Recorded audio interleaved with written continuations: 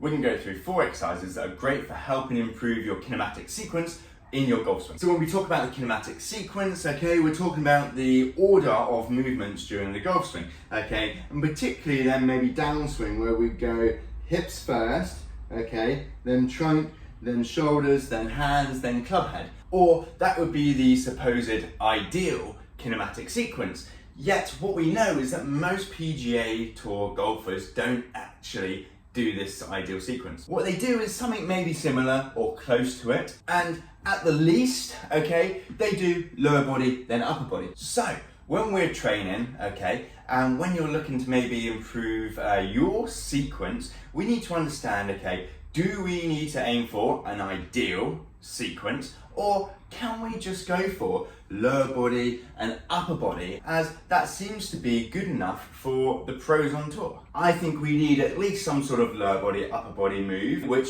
most people would benefit from. And exercises that don't have to look golfish in the gym can have a really good impact on that lower body, upper body, transferring force through lower body, core, upper body, okay, which can help transfer into the golf swing, compared to maybe some of these golfish exercises that are creating a sort of ideal sequence that aren't really going to show up in your golf swing anyway. Doing these, okay, practicing these will help improve coordination, timing, body control, awareness into your golf swing as well. So first up, a kettlebell swing, okay, so kettlebell swings, great for improving power, okay, but we want to make sure they're snappy, okay, and explosive, not just casual kettlebell swings.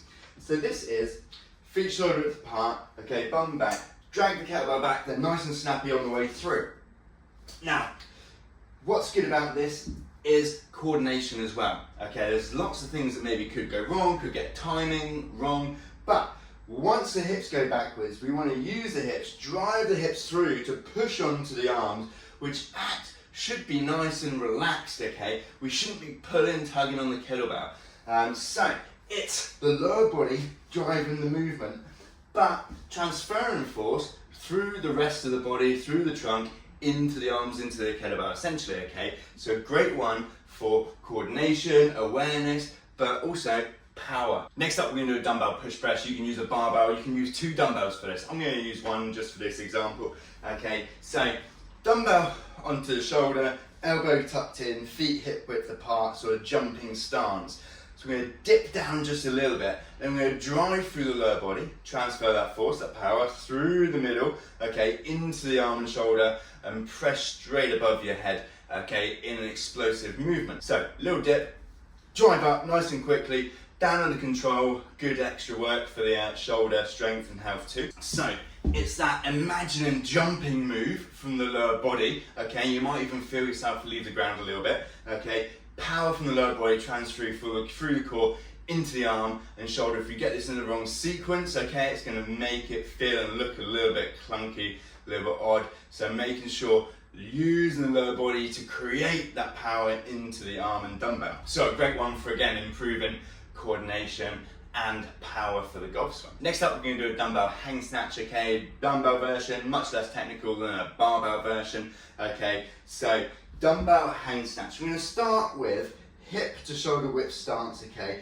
we're going to drop the dumbbell down to about knee height, okay, by bum back, little hinge, okay, little soft knees, and then all we're going to do is jump again with the lower body, pull the dumbbell up, and then catch the dumbbell above our head, okay, not doing what I just did, muscling it up, okay, with the upper body, should be power from the lower body, so something like this. So it's using that power from the lower body, creating momentum on the dumbbell then, and then lifting nice and high, keeping it close to your body, and then catching it in that top position, okay? Not having to sort of press it with the upper body. So it's again transferring power, force from the lower body through the core into arm and dumbbell. Nice coordinated fashion, and making sure that we have to drive quickly from the lower body, because if I don't, if I just go slowly, it gives me a lot of work to do with the arm and shoulder, okay, so you know you've done it wrong there. So making sure it's coordinated nice and quickly from the lower body straight into the arm overhead, nice control back down, and then repeat.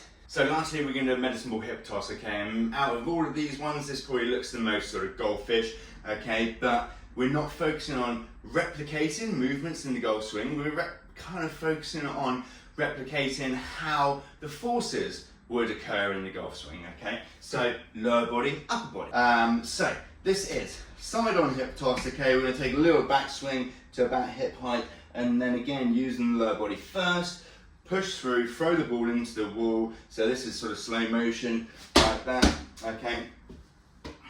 Compared to obviously if you did the wrong sequence, upper body first. We want to focus on lower body starting the move, and should be able to create more force and more power compared to just upper body muscling it through. So here's a couple of reps.